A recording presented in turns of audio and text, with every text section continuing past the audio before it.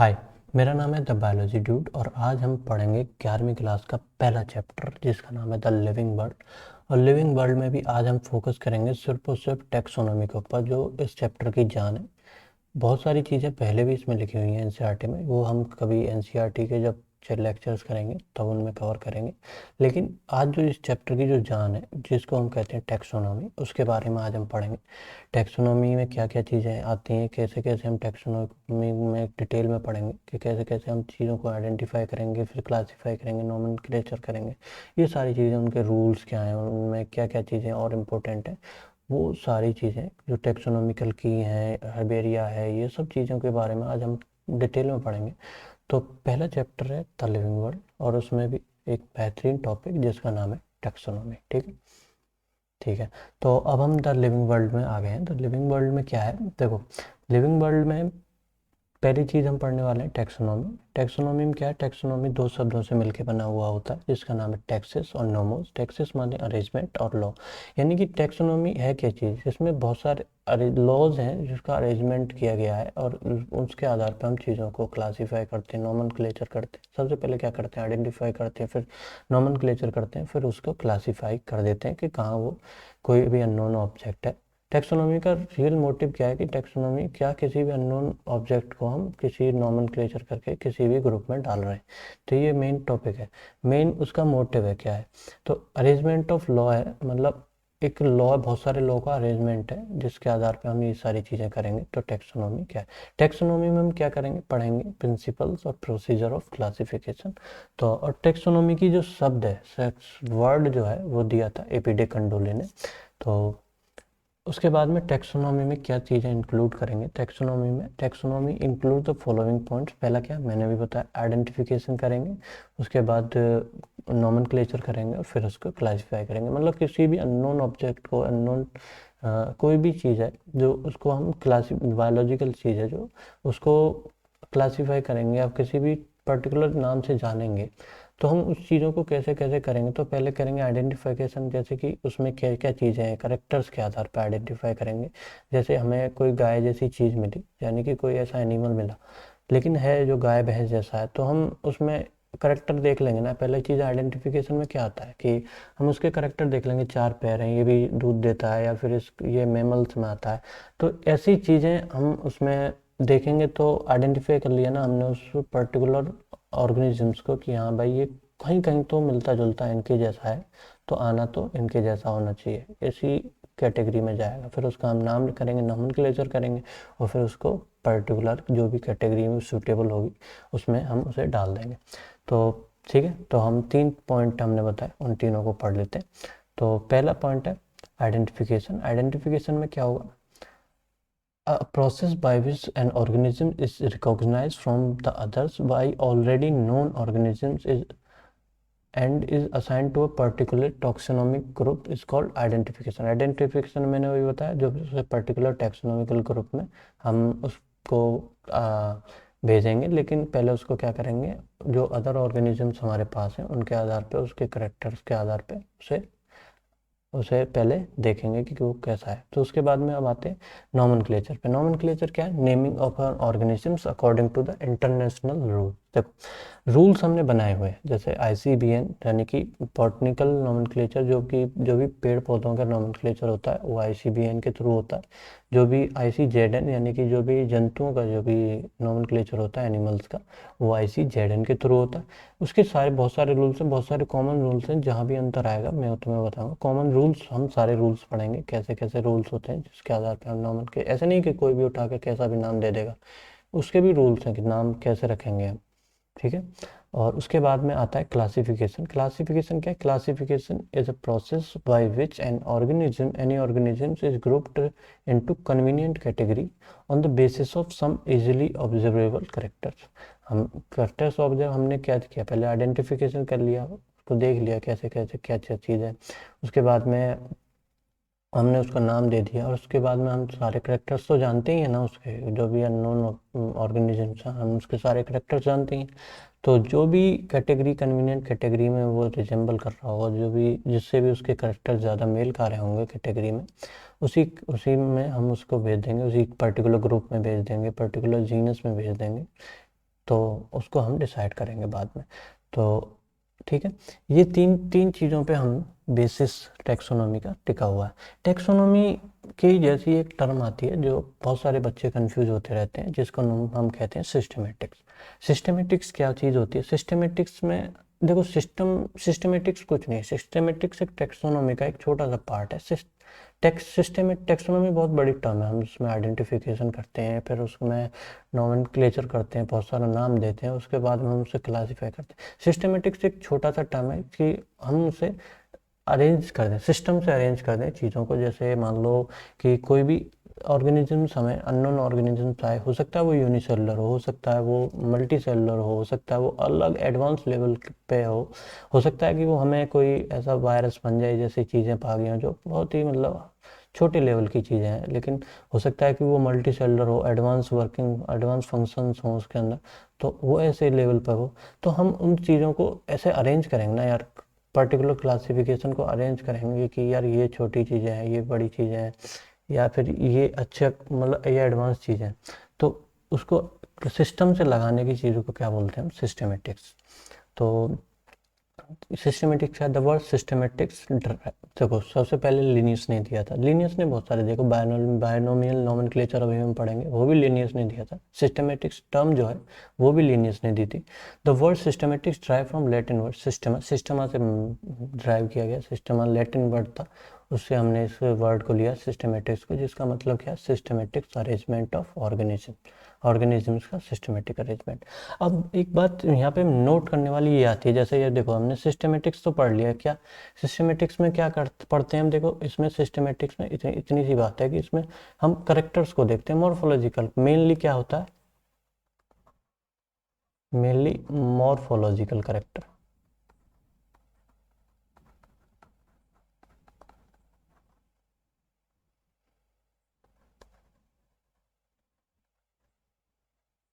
ठीक है, अब हम बात करते हैं न्यू सिस्टमेटिक्स, जिसकी जिसका हम आजकल यूज़ करते हैं, उसके वो हम क्या कहते हैं? New systematics. उसमें क्या है? देखो, हम मेनली अभी तक हम क्या सिस्टमेटिक्स में यूज़ कर रहे थे? सिर्फ और सिर्फ मॉर्फोलॉजिकल करेक्टर्स को हम देख रहे थे, ऑर्गेनिजम्स को, कि कैसा वो दिखता है उसके, और क्या क्या करेक्टर्स हैं। तो हम उसको जीरो से हीरो वाली, मतलब लोअर ऑर्गेनिजम्स से एडवांस ऑर्गेनिजम्स में हम उसे डाल दे रहे थे कि कहाँ पे बिलोंग करता होगा। लेकिन पहले क्या मॉर्फोलॉजिकल करेक्टर्स देखते थे, लेकिन एक इस टर्म है न्यू सिस्टमेटिक्स, जिसमें आजकल हम क्या करते हैं? हम वो मॉर्फोलॉजिकल करेक्टर्स तो देखते हैं, मतलब इसमें सारा का सारा पोर्शन सिस्टमेटिक्स का तो आएगा, सिस्टेमेटिक्स का तो आएगा सिस्टेमेटिक्स, लेकिन इसमें क्या क्या चीज़ें और जुड़ती जाएंगी। इसमें सिस्टेमेटिक्स तो हम पूरा मॉर्फोलॉजिकल कैरेक्टर्स ये सब चीज़ें तो देखेंगे सिस्टम से अरेंज करने में, लेकिन इसमें क्या देखेंगे हम? इसमें इवोल्यूशन को भी देखेंगे, इवोल्यूशन और प्लस जेनेटिक रिलेशनशिप्स को भी देखेंगे हम इसमें।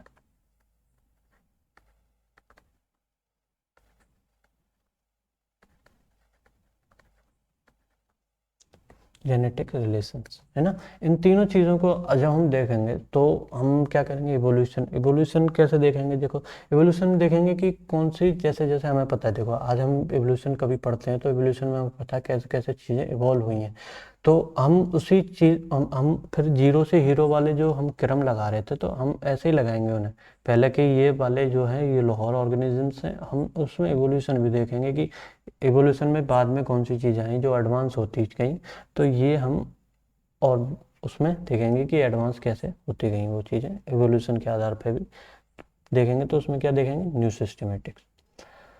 तो अभी अगला टॉपिक आता है, देखो, types of taxonomy. Types of taxonomy, ये कोई मतलब टैक्सोनॉमी के कोई टाइप्स तो इतना खास होता नहीं, लेकिन इसका क्या है, इसमें हम कह सकते हैं टूल्स ऑफ टैक्सोनॉमी। जो टैक्सोनॉमी में हम टूल यूज़ करेंगे, वो वाले टूल्स जो होते हैं, जैसे साइटोटैक्सोनॉमी, मतलब साइटोटैक्सोनॉमी में क्या करेंगे? देखो, साइटोटैक्सोनॉमी देख लेते हैं एक मिनट।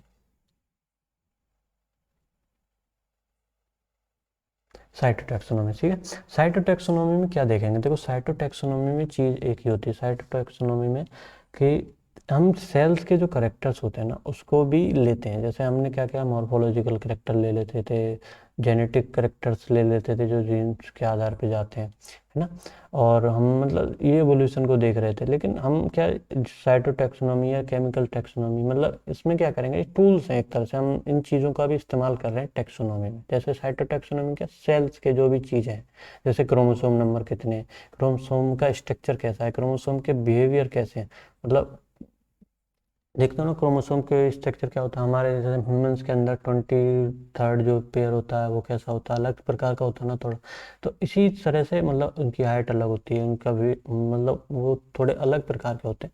तो इसी प्रकार से मतलब हम क्रोमोसोम नंबर किस में कितने, देखो क्रोमोसोम नंबर अगर बदल गया तो ऑर्गेनिज्म बदल जाता है, बहुत सारी चीज़ें बदल जाती हैं ऑर्गेनिजम्स में, है ना। तो क्रोमोसोम नंबर देखेंगे, उसके बाद स्ट्रक्चर देखेंगे, और क्रोमोसोम के बिहेवियर कैसा, उसको चीज़ों को देखेंगे। तो साइटोलॉजिकल चीज़ को मतलब सेल्स की हम चीज़ को हम यूज़ कर रहे हैं टेक्सोनॉमी में। तो इसको हम यूज़ करेंगे तो उसको कहेंगे हम टेक्सोनॉमी। तो इसका क्या है, the use of cytological characters of plants और एनिमल, जैसे हम ये हम इन क्लासिफिकेशन और इन सॉल्विंग टेक्सोनॉमिकल प्रॉब्लम्स। और इन सॉल्विंग टेक्सोनॉमिकल प्रॉब्लम्स मतलब कैसे सॉल्व करेंगे कि मान लीजिए हमने दो कोई भी ऑर्गेनिजम्स अननोन है, तो हम उन्हें देखेंगे कि यार इसके सारे करेक्टर्स तो हमारे उससे एक पर्टिकुलर ग्रुप से मिल रहे हैं, लेकिन उसका जो क्रोमोसोम नंबर है किसी और से मिल रहा है, और उसके करेक्टर्स भी बहुत ज़्यादा उससे भी मिल रहे हैं। तो हम क्या करेंगे, साइटोलॉजिकल करेक्टर्स को भी यूज़ में ले लिया ना, कि यार इसके देखो करेक्टर्स तो इसके दूसरे वाले ग्रुप से भी मिल रहे हैं, लेकिन उसमें सेल नंबर भी मिल रहा है, जिसमें क्रोमोसोम नंबर भी मिल रहा है। तो इससे हम ज़्यादा, इससे सिमिलरिटी उस एनिमल्स की ज़्यादा होगी, तो उस वाले ग्रुप में हम उसे डाल देंगे। तो ये साइटोलॉजिकल करेक्टर्स को हमने यूज़ में ले लिया। उसके बाद में केमिकल करेक्टर्स को भी यूज़ में लेंगे। जैसे हर, जैसे प्लांट की बात करें तो प्लांट में क्या, हर प्लांट अलग अलग तरीके के, जैसे एल्कलॉइड्स वगैरह निकालता है, जब टेनिन्स होते हैं जो, मतलब अलग अलग अलग प्रकार के प्रोडक्ट रिलीज करता है।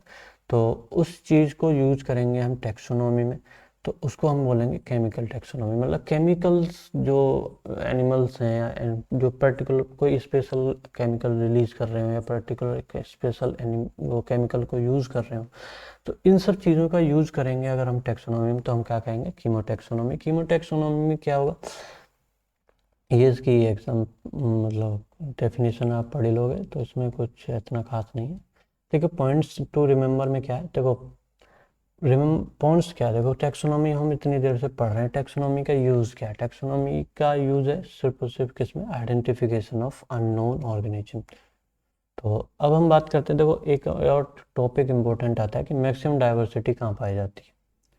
मैक्सिमम देखो टैक्सोनॉमी में हम पढ़ रहे हैं, बहुत सारे ऑर्गेनिजम्स हैं, इतने सारे ऑर्गेनिजम्स हैं, तो ये ऑर्गेनिज्म सबसे ज़्यादा डिफरेंट डिफरेंट टाइप के डाइवर्सिटी कहाँ पाई जाती है, मतलब मैक्सिमम डाइवर्सिटी पाई जाती है ट्रॉपिकल रेन फॉरेस्ट में। तुमने पढ़ा होगा कहीं ना कहीं, या कहीं ना कहीं तो पढ़ा होगा ट्रॉपिकल रेन फॉरेस्ट के बारे में। तो इसमें सबसे ज़्यादा डाइवर्सिटी पाई जाती है, मतलब डिफरेंट डिफरेंट टाइप के एनिमल्स या प्लांट्स इसमें बहुत सारे टाइप्स के पाए जाते हैं। तो सबसे ज़्यादा अर्थ पे ट्रॉपिकल रेन फॉरेस्ट में पाई जाती है, और सेकंड मोस्ट डाइवर्सिटी कहाँ पाई जाती है, कोरल रीफ्स में।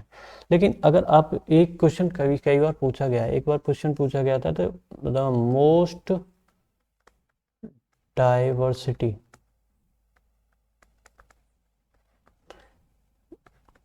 इन सी या सी, या फिर हम कह दें क्या कहें, ओशियन। तो मैक्सिमम मोस्ट डाइवर्सिटी सी या ओशियन में कहाँ पाई जाएगी, कोरल रीफ्स में। देखो यहाँ पे सेकंड मोस्ट में अर्थ पे पूछे, या फिर मैक्सिमम डाइवर्सिटी नॉर्मली पूछे, सेकंड मोस्ट कहाँ पाई जाएगी, कोरल रीफ्स में। लेकिन मोस्ट डाइवर्सिटी इन सी में कहाँ पाई जाएगी, कोरल रीफ्स में।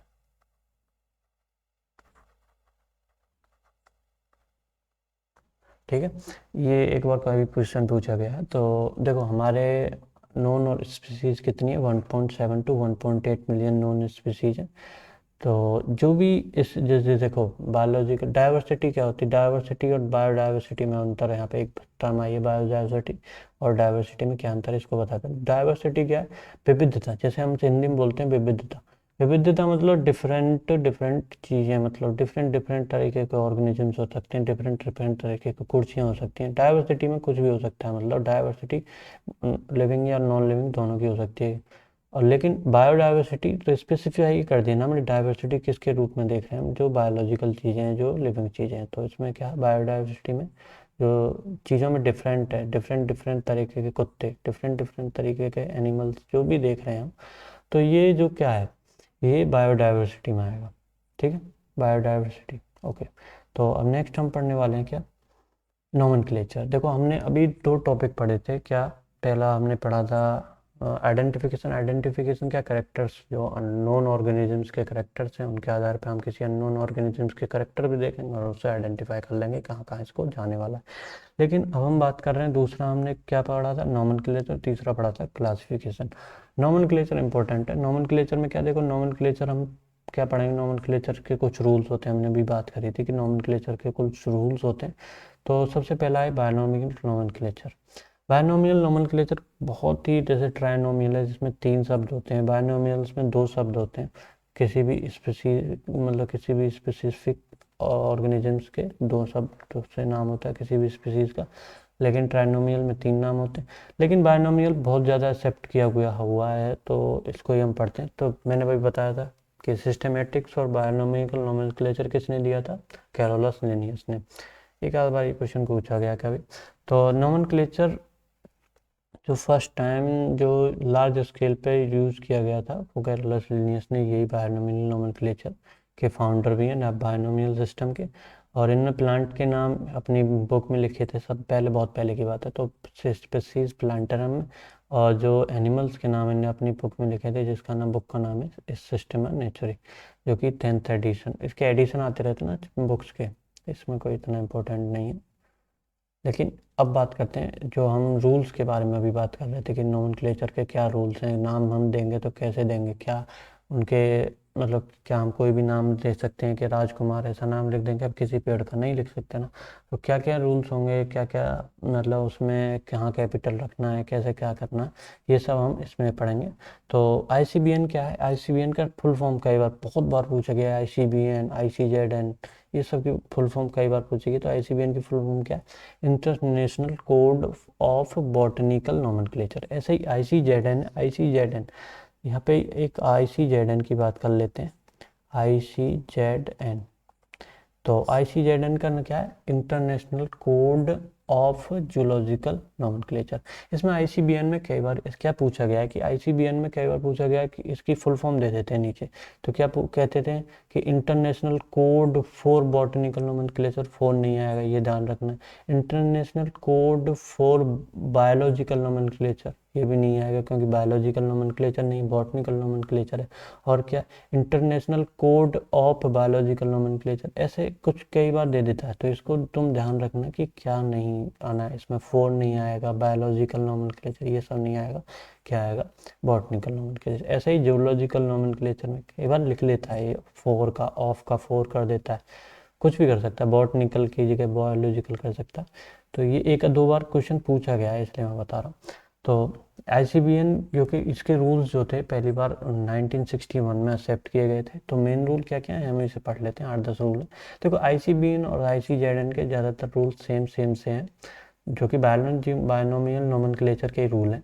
आईसीबीएन आईसीजेडएन के अलग अलग नहीं है। लेकिन आईसीबीएन और आईसीजेडएन में कुछ डिफरेंस है, मतलब एनिमल्स के रूल्स में थोड़ा बहुत सा डिफरेंस है, एनिमल्स में कैसे रूल देंगे। तो उसको जो एक आध पॉइंट मुझे बताना होगा जो इम्पोर्टेंट लगेगा, मैं ज़रूर बताऊंगा एंड में। लेकिन अभी हम जनरल रूल पढ़ लेते हैं जो कि बायनोमियल नोमेनक्लेचर में है। तो मेन रूल क्या है, देखो दो दो दो कम हमने बायनोमियल नोमेनक्लेचर में क्या पढ़ा था कि किसी 2 चीज़ों से बना होगा, 2 शब्द होंगे उसमें, किसी भी एनिमल्स का या किसी भी स्पीसीज का जो नाम होगा उसमें 2 शब्द होंगे। 2 शब्द होंगे तो क्या होगा, पहला शब्द क्या होगा, एनी स्पीसीज 2 कंपोनेंट होंगे। पहला शब्द होगा, पहला क्या होगा, जेनेरिक नेम, और दूसरा क्या होगा, specific epithet. Specific epithet, generic name में क्या होगा, नेम ऑफ जीनस, और जो उसका स्पेसिफिक एपिथेट तो मतलब उसका स्पीसीज का नाम। तो जैसे सोलेनम ट्यूबरोसम, ट्यूबरोसम क्या, प्लांट का नाम, मतलब प्लांट का नाम है। सोलेनम पोटैटो जो प्लांट होता है उसका नाम है। और मैंजीफेरा इंडिका जो नाम है, मैंगो का नाम है। लेकिन इसमें दो हमने नाम दे दिए, लेकिन दो नाम हम कैसे कैसे लिखेंगे, उन्हें कहाँ कैपिटल लिखना। देखो दो बायनोमियल नोमेनक्लेचर क्या कहता है, दो नाम देने किसी भी उसका पहला अक्षर किसका नाम हो। देखो पहला रूल हमने क्या पढ़ा, पहला अक्षर किसका होगा, जीनस का, दूसरा अक्षर किसका होगा, स्पेसिफिक एपिथेट का। तो अब दूसरा हम पढ़ेंगे उन अक्षरों को, दो अक्षर हमने कह दिए कि दो अक्षर होंगे, पहला जीनस का दूसरा स्पीसीज का, लेकिन वो कहाँ कैपिटल करना है कहाँ वो नहीं करना है, ये सब भी एक रूल होता है। तो दूसरा रूल क्या कहता है, कह रहा फर्स्ट लेटर जो कैपिटल लेटर से लिखेंगे जो जीनस वाला नाम है, जो पहला वाला नाम है उसको क्या कैपिटल लेटर से लिखेंगे, जो सेकंड वाला नाम है जिसका स्पीसीज का नाम है उसे हम स्मॉल लेटर से लिखेंगे। इतनी सी बात है। तो जैसे मेंजीफेरा इंडिका में यहाँ पे आप देख रहे हैं, ये वाला कैपिटल लेटर यहाँ से स्टार्ट होगा कैपिटल लेटर, और ये वाला जो आई है, ये सॉरी, ये जो वाला जो आई है ये क्या है, स्मॉल में है। तो इसमें ये दो दो शब्द हैं, मेंजीफेरा इंडिका, जो इस जीनस का होगा कैपिटल से शुरू होगा, और जो स्पीसीज का है वो स्मॉल से शुरू होगा। तो ये दो चीज़ें, और सॉरी। तो अब तीसरा पॉइंट आता है, तीसरा पॉइंट क्या कहता है, व्हेन, अगर हम देखो हम क्या कंप्यूटर पर तो लिखते ही नहीं रहते, जैसे कभी कभी क्या है हम फ्री हैंडेड भी लिखते हैं। तो फ्री हैंडेड में अगर तुम उसे लिख रहे हो, फ्री हैंडेड में अगर तुम उसे लिख रहे हो तो उसको क्या करेंगे हम, separately underline. Free handed separately underline का मतलब क्या, देखो जैसे हमने यहाँ पे मेंजीफेरा इंडिका लिखा हुआ है, जैसे सेपरेटली अंडरलाइन कैसे करेंगे, जैसे मैं यहाँ पे लिख देता हूँ मैं और प्रिंटिंग अगर हम करेंगे, देखो इंपॉर्टेंट बात क्या है, प्रिंटिंग अगर हम करेंगे तो उसको इटैलिक बनाना जरूरी है। जैसे बोल्ड, इटैलिक और अंडरलाइन का ऑप्शन आता है ना, तो उसमें इटैलिक उसमें जब क्या प्रिंटिंग के लिए दोगे, अगर क्या कंप्यूटर में तुम लिख रहे हो, जैसे मैंने अभी ऊपर ये लिखा हुआ है, तो कैसे लिखूंगा मैंने यहाँ पे देखो, जैसे मेंजीफेरा इंडिका जो लिखा हुआ है मैंने थोड़ा ये नीचे से टेढ़ा कर दिया, इटैलिक में कर दिया है, तो इसमें मुझे यहाँ पे अंडरलाइन लगाने की ज़रूरत नहीं पड़ी, क्योंकि मैं इसे प्रिंट कर रहा हूँ। अगर मैं जैसे कॉपी पे लिखूंगा तो कैसे लिखूंगा, जैसे मैं यहाँ पे लिखूंगा मेन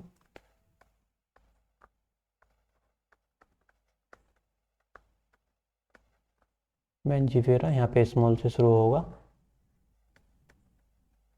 इंडिका, ठीक है। तो मेंजीफेरा इंडिका इतना भी सही है। तो जैसे मैंने यहाँ पे कैपिटल से शुरू किया और यहाँ पे स्मॉल से शुरू किया है, और मैं इनको सेपरेटली अंडरलाइन करूँगा, ऐसे ऐसे एक ही अंडरलाइन नहीं करेंगे हम, इनमें दो अंडरलाइन करेंगे सेपरेटली। और उसमें क्या कह रहा है, ये जो है, जो अगर तुम्हें लिखना है तो नेम ऑफ द साइंटिस्ट, जो जिसने वो नोमेनक्लेचर, जिसने वो नोमेनक्लेचर दिया है, जिसने वो उस पर्टिकुलर ऑर्गेनिजम्स का नाम दिया है, उसका शॉर्ट में लिखेंगे और एंड में लिखेंगे, और उसके बाद में बिंदी सी भी लगा देंगे। जैसे इस यहाँ पे लिखा हुआ है, यहाँ पे आप देखें तो ये पे देखिए मेंजीफेरा लिखा हुआ है यहाँ पे, और इंडिका लिखा हुआ है, और इसमें लिन, लिन मतलब लिनीस ने ये दिया था तो लिन उसका शॉर्ट फॉर्म हमने यूज़ कर लिया है, और बाद में डॉट लगा दिया। तो ये क्या है, मेंजीफेरा इंडिका और लिन, ठीक है, ऐसे लिख देंगे। जैसे मैंने यहाँ पे फ्री फॉर्म में भी लिखा हुआ, तो यहाँ पे भी मैं क्या लिख सकता हूँ, और लिन, LINN, और इसको हम क्या नहीं करेंगे, अंडरलाइन। ये को देखो इंपॉर्टेंट बात क्या है, इसको हम अंडरलाइन नहीं करेंगे, ठीक है।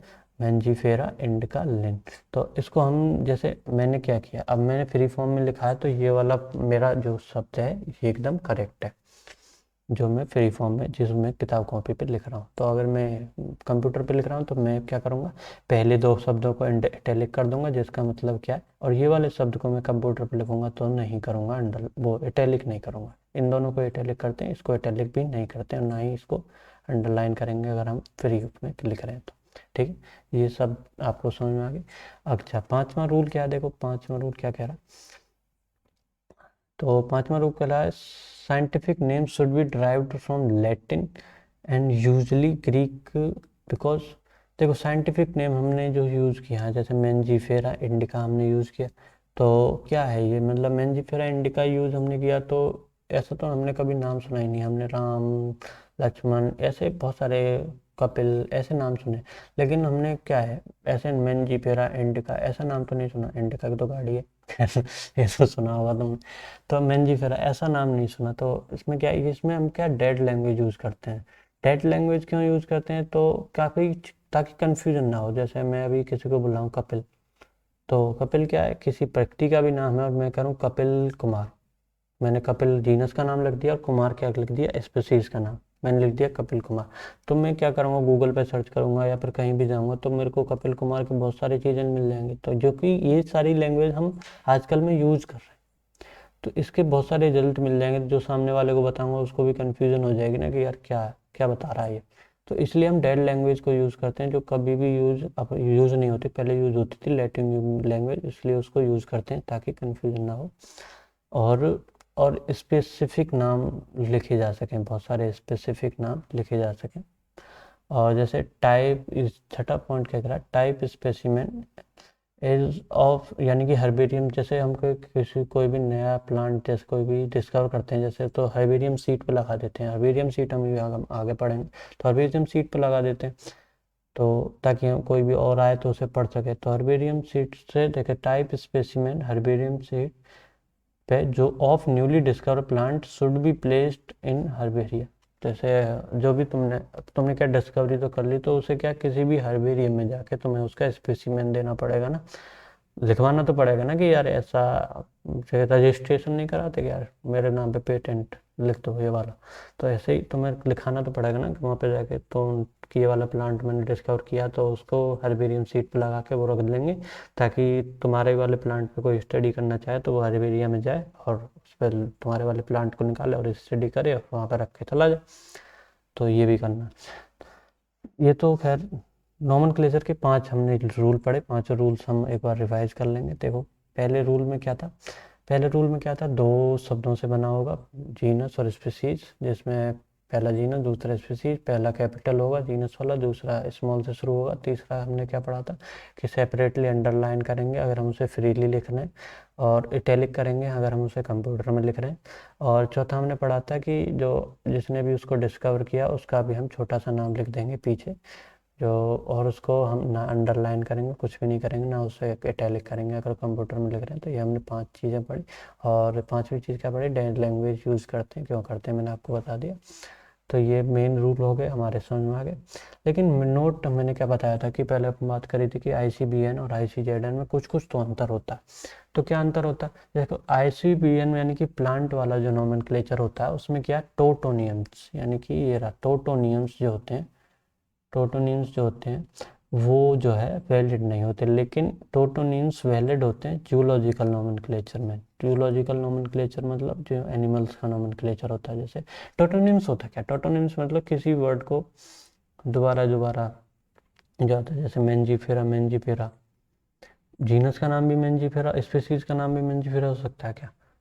तो ये चीज़ वैलिड नहीं है प्लांट में, लेकिन ये वैलिड है किस में, एनिमल्स में। जैसे कुमार, कुमार नाम हो किसी का कुमार, उसका सरनेम भी क्या है, कुमार। जैसे किसी स्पीसीज का नाम कुमार, तो ये सब किस में वैलिड नहीं, प्लांट वाले में, और वैलिड किस में, एनिमल्स वाले में।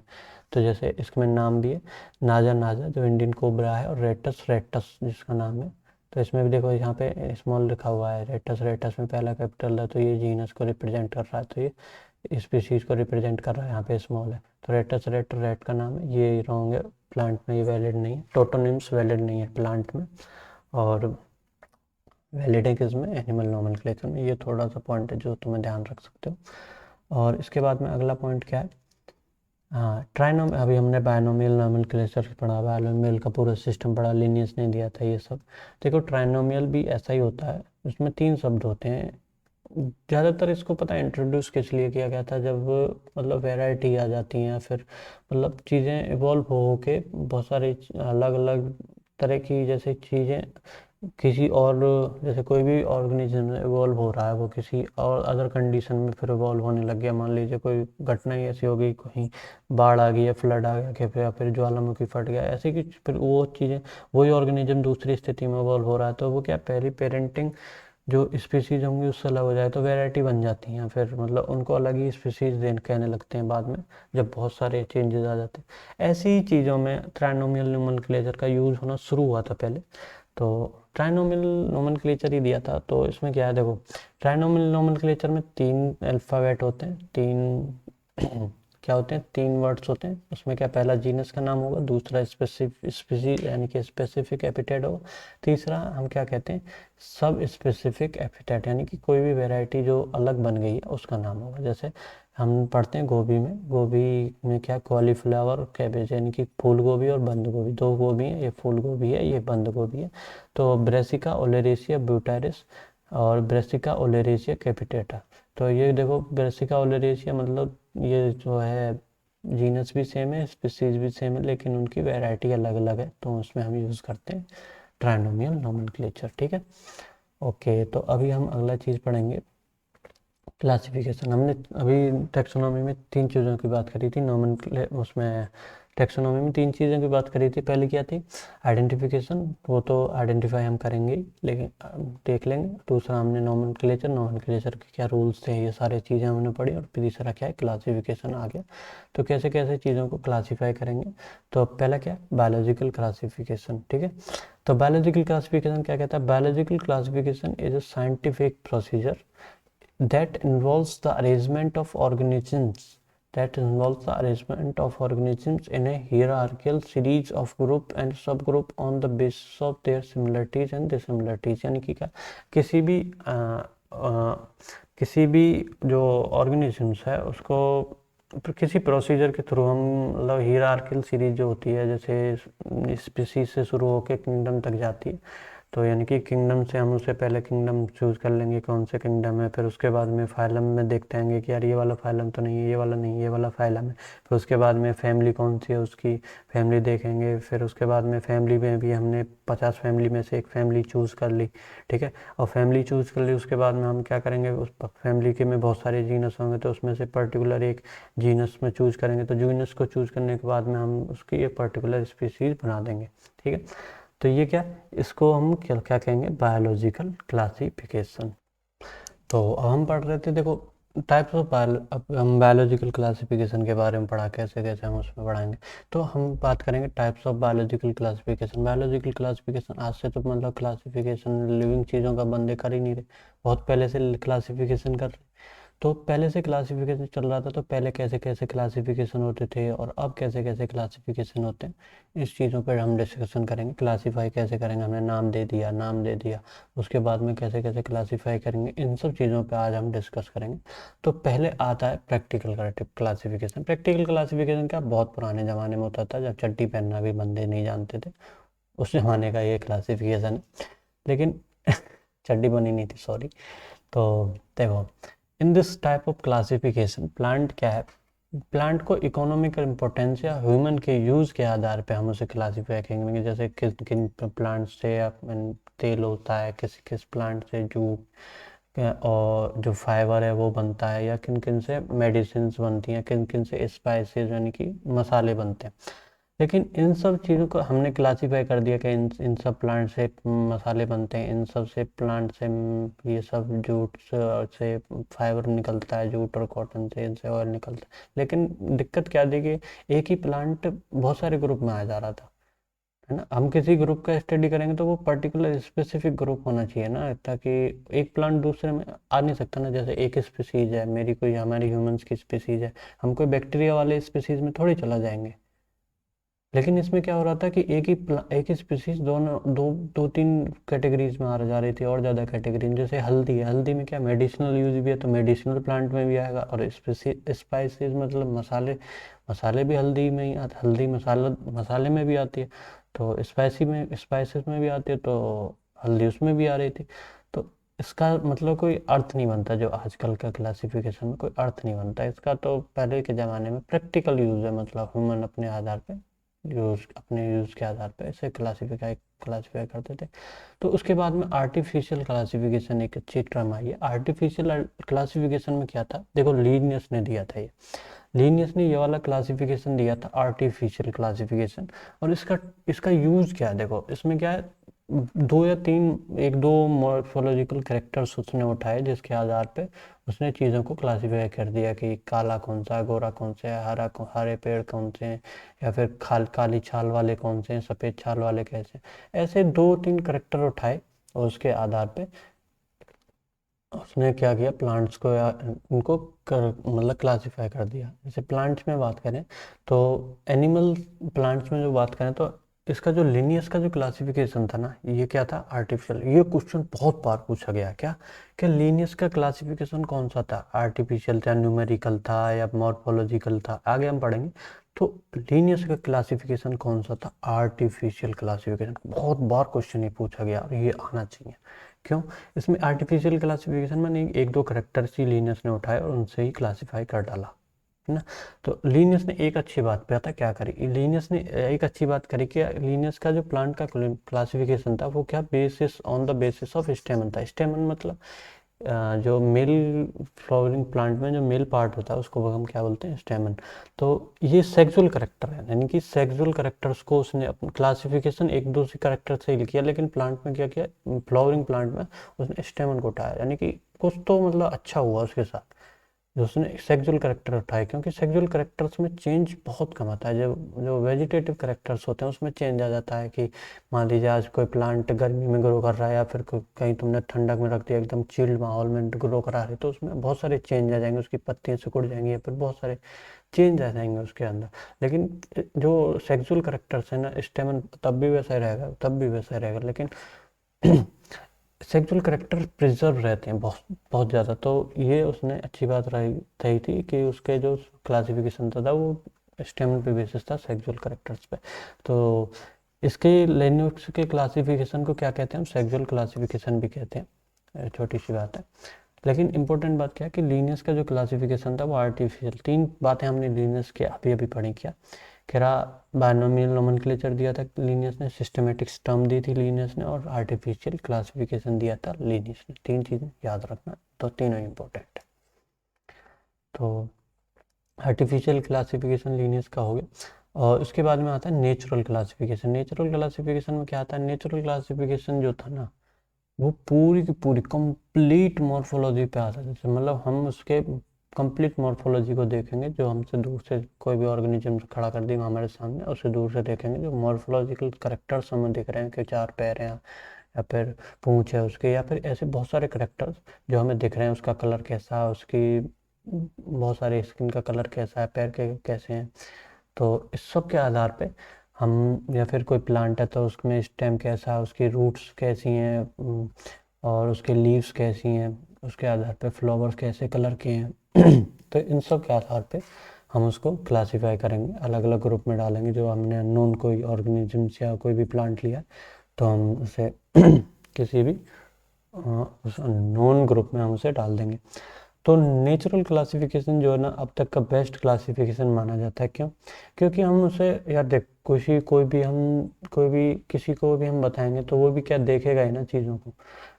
किसी के बारे में हम लिख रहे हैं तो वो भी क्या देख के चीज़ों को आइडेंटिफाई कर लेगा कि हाँ भाई ये वाला जो मैंने मान लीजिए करेक्टर बताए, कोई भी मैंने अननोन ऑर्गेनिज्म, जैसे भैंस का मैंने करेक्टर बताए 15 के, उसकी पूंछ होती है, उसके काली होती है, वो मतलब चार पैर होते हैं, दूध देती है। तो ये मैंने क्या मॉर्फोलॉजिकल करेक्टर बताया और मैंने लिख दिया, मैंने अननोन भैंस थी, मतलब अननोन कोई ऑर्गेनिज्म था भैंस, और मैंने उसे क्लासीफाई कर दिया। तो दूसरा कोई बताएगा, दूसरा कोई देखेगा, तो कोई उसे अननोन चीज़ दिख रही है तो वो क्या करेक्टर देख लेगा कि यार इसने ऐसे ऐसे करेक्टर किसी ने बताए थे, तो वो उसको हम भैंस कहते हैं। तो भी उस वो क्या पहचान जाएगा ना कि ये वाले करेक्टर से मिल रहे हैं, यानी कि ये तो भैंस है। समझ रहे हो ना। तो जो नेचुरल क्लासिफिकेशन था जिसमें टोटल मॉर्फोलॉजी यूज होती थी, तो इसको हम कहते हैं नेचुरल क्लासिफिकेशन, और ये बेस्ट क्लासिफिकेशन है। क्योंकि हम क्या मॉर्फोलॉजिकल करेक्टर को देख के पहचान पाते हैं, या तो कोई किसी को बता पाते हैं, जो कि अभी हम सेल के करेक्टर्स, इन सब चीज़ों को, और अंदर जाके क्रोमोसोम के नंबर, उनके स्ट्रक्चर, उनकी जीन्स के स्ट्रक्चर को यूज़ करेंगे तो अगला थोड़ी देख पाएगा, कोई और देख रहा है तो वो आइडेंटिफाई कर रहा है। तो बहुत ही मतलब साइंटिफिक चीज़ें लगेंगी, जो साइंटिस्ट है वही यूज़ कर पाएगा इन सब चीज़ों को, नॉर्मल बंदे नहीं कर पाएंगे, छोटे मोटे जो बायोलॉजिस्ट हैं। तो नेचुरल क्लासिफिकेशन क्या है, बेस्ट क्लासिफिकेशन है ना। और इसको क्या कहते हैं, ये जो है नेचुरल सिमिलरिटीज और डिसिमिलरिटीज ऑफ प्लांट के आधार पे हम इस किसी प्लांट को क्लासीफाई कर देंगे। और it represent the inter relationship among plants, यानी कि उनके बीच में क्या क्या रिलेशनशिप है उसको भी। लेकिन नेचुरल, जैसे हमने सिस्टमेटिक्स और न्यू सिस्टमेटिक्स पढ़ा था ना, ऐसे नेचुरल क्लासिफिकेशन और नेचुरल फाइलोजेनेटिक क्लासिफिकेशन होता है। नेचुरल फाइलोजेनेटिक क्लासिफिकेशन में क्या, देखो जो नेचुरल क्लासिफिकेशन है वो सारा तो हम यूज़ करेंगे, मतलब पूरी पूरी मॉर्फोलॉजी यूज़ करेंगे, प्लस इसमें क्या यूज़ कर लेंगे, इवोल्यूशन भी यूज़ कर लेंगे, यानी कि फाइलोजेनी भी, इवोल्यूशन को क्या बोलते हैं हम, फाइलोजेनी भी बोलते हैं, ये याद करें। Morphology plus phylogeny natural phylogenetic classification में आता है। ऐसा ही है जैसे सिस्टमेटिक न्यू सिस्टमेटिक हमने पढ़ा था ना, दोनों अलग अलग कैसे थे, ऐसे ही इनमें अंतर है। तो जैसे अरेंज करेंगे तो जैसे हमें पता है, आज हम पहले नहीं जानते थे, बहुत पहले, अब तो जानते हैं क्या, पहले क्या थैलोफाइट आए थे, फिर ब्रायोफाइट आए थे, यानी कि एल्गी वगैरह पहले आए थे, फिर ब्रायोफाइटा फन वगैरह बाद में आए थे, फिर टेरिडोफाइटा आए थे, है ना, टेरिडोफाइटा, फिर जिम्नोस्पर्म, फिर एंजियोस्पर्म, यानी कि एंजियोस्पर्म कौन से मोस्ट एडवांस, ये चीज़ें आज हम जानते हैं। तो ये सब चीज़ें भी इसमें इंक्लूड करेंगे, यानी कि फाइलोजेनिक पूरी पूरी इंक्लूड करेंगे, ठीक है। ओके, तो अभी नेक्स्ट चीज़ क्या आ रही है, ओके सॉरी, ओके, तो अब हम बात कर रहे हैं फेनेटिक क्लासिफिकेशन, न्यूमेरिकल क्लासिफिकेशन। ये देखो आजकल ट्रेंडिंग में यही चल रहा है और ये यूज़ करते हैं। देखो नेचुरल क्लासिफिकेशन भी यूज़ कर सकते हैं, बहुत अच्छा क्लासिफिकेशन है, डे टू डे लाइफ में ज़्यादातर बायोलॉजिस्ट उसी को यूज़ करते हैं। लेकिन अब कोई किसी को हमने क्लासीफाई करना है, फिर बहुत सारे करेक्टर्स हम अगर देख लें, देखो नेचुरल क्लास न्यूमेरिकल क्लासिफिकेशन में क्या, बहुत सारे करेक्टर्स हम देखें, क्योंकि कंप्यूटर से काम होता है। कंप्यूटर में क्या, तुमने बहुत सारे करेक्टर एक तरफ भर लिए, बहुत सारे करेक्टर्स के आगे एक तरफ भर लिए, काल कोई भी कैरेक्टर है, कैरेक्टर के आधार पे हमने कोई अननोन ऑर्गेनिज्म लाए, बहुत सारे करेक्टर भर लिए, रंग ब्लैक ब्लू, तो मान लीजिए हमने उसमें क्या सेलेक्ट हो गया, तुम्हारा जो अननोन ऑर्गेनिज्म है वो ब्लू है, तो तुमने ब्लू, कंप्यूटर ने टिक मार दिया ब्लू पे, तो और उसने क्या है, और कोई करेक्टर लाया, जैसे उसका कलर हो गया, उसके हाइट मतलब 5 फुट, 4 फुट, 3 फुट, 8 इंच, है ना, तो उसकी क्या 4 फुट, 4 फुट थी, तो उसने क्या 4 फुट पे टिक मार दिया। तो ऐसे बहुत सारे करेक्टर्स उन्हें टिक मारता गया, टिक मारता गया, उसे पता है कि पर्टिकुलर क्लासिफिक पर्टिकुलर ग्रुप में, पर्टिकुलर जीनस में क्या क्या क्या क्या वो है, उसके करेक्टर्स क्या क्या हैं, उसके उसे पता है कि पर्टिकुलर जीनस में क्या कलर है, क्या हाइट है, क्या वो है।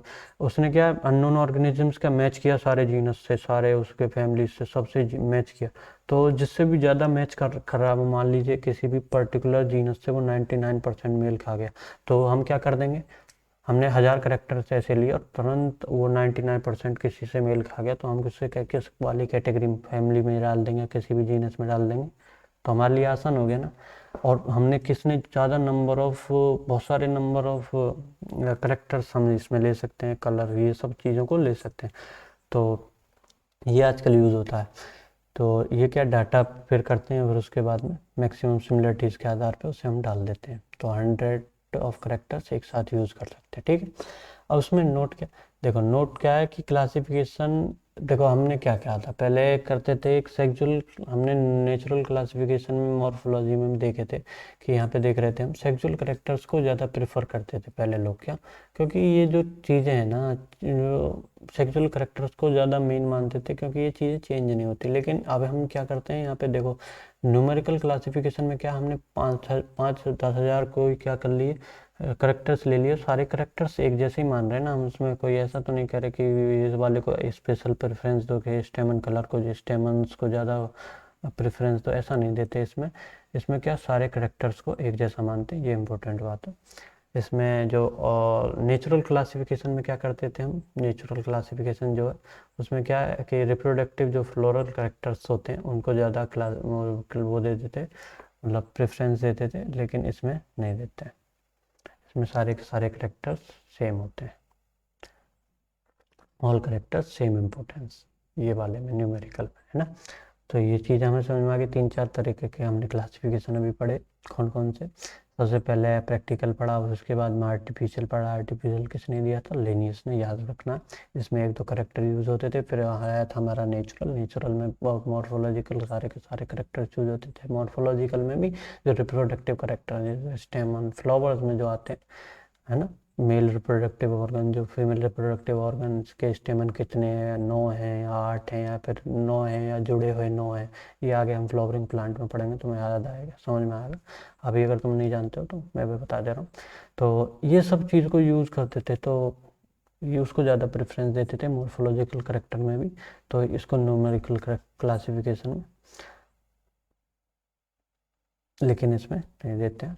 तो ये सारी चीज़ें क्लियर हो गई। अब हम बात करते हैं टैक्सोनॉमिक कैटेगरीज। टैक्सोनॉमिकल कैटेगरीज होती क्या है? देखो, टैक्सोनॉमिकल कैटेगरीज, हमने टैक्सोनॉमी की बात करी थी, अभी हम थोड़ी देर पहले टर्म आई थी टैक्सोनॉमिकल हियरार्की। जैसे स्पीसीज से जीनस, फिर ऐसे फैमिली थे, जाते जाते किंगडम तक पहुंचते हैं। तो ये सब चीज़ें टैक्सोनॉमिकल एक एक पर्टिकुलर कैटेगरी है कि जीनस, फिर फैमिली है, फिर ऑर्डर है, फिर कोई भी चीज़ है, फाइलम है, फिर किंगडम है। ये जो फैमिली है एक पर्टिकुलर कैटेगरी है ना। तो एक कैटेगरी है जिसमें बहुत सारी जीनस आते हैं, या है ना। तो ये सिर्फ क्या है, कैटेगरी है। तो क्लासिफिकेशन क्या है, कोई एक सिंगल स्टेप प्रोसेसर नहीं है। देखो इंपॉर्टेंट क्या है, टैक्सोनॉमिक कैटेगरी में 4-5 चीज़ें हम क्या पॉइंट है जिसको हम ध्यान देने हैं।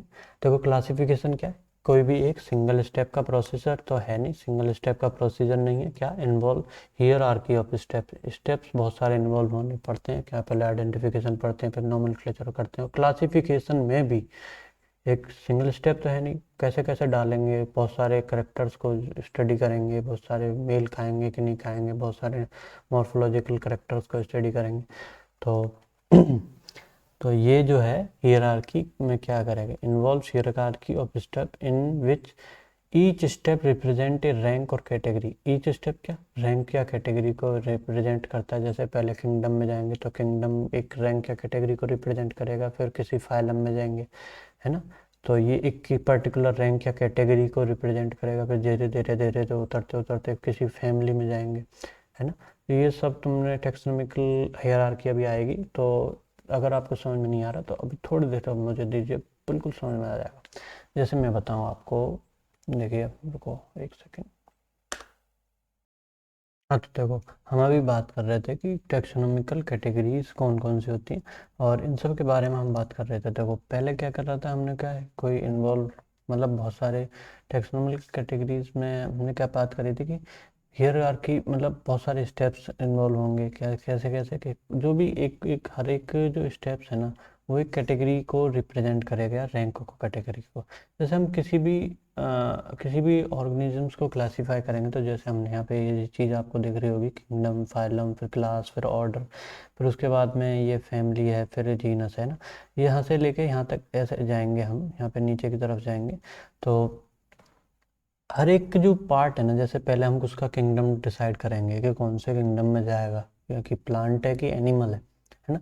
तो ये एक पर्टिकुलर स्टेप को क्या, पर्टिकुलर जो चीज़ है ये जो, तो ये एक कैटेगरी को क्या कर रहा है, रिप्रेजेंट कर रहा है। तो since the category is a part of overall taxonomical arrangement, जो जो कैटेगरी है, जो पार्ट है किसी भी टैक्सोनॉमिकल अरेंजमेंट का, तो इसको हम क्या बोलेंगे, टैक्सोनॉमिकल कैटेगरी। तो ऑल कैटेगरी टुगेदर कंस्टिट्यूट ए टैक्सोनॉमिकल हियरार्की। हियरार्की क्या है कि हियरार्की क्या होती है, किसी भी क्रम को क्या बोलते हैं, हियरार्की। टैक्सोनॉमिकल का कैटेगरीज होती हैं, इसका एक क्रम है।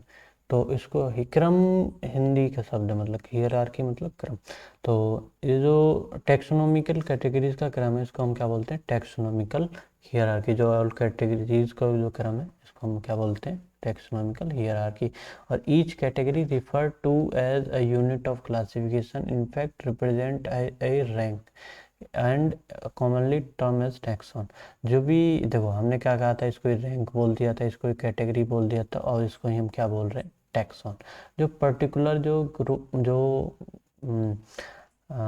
यूनिट है, उसको हम क्या बोलेंगे, टैक्सॉन। जैसे एक ये टैक्सॉन है, एक ये टैक्सॉन है, एक ये क्लास एक टैक्सॉन है, ऑर्डर एक टैक्सॉन है, फैमिली एक टैक्सॉन है, जीनस एक टैक्सॉन है, और उसके नीचे स्पीशीज तो आ ही जाती है। तो ये क्या पर्टिकुलर एक टैक्सॉन है ना। तो इस सब के बारे में हम पढ़ रहे थे।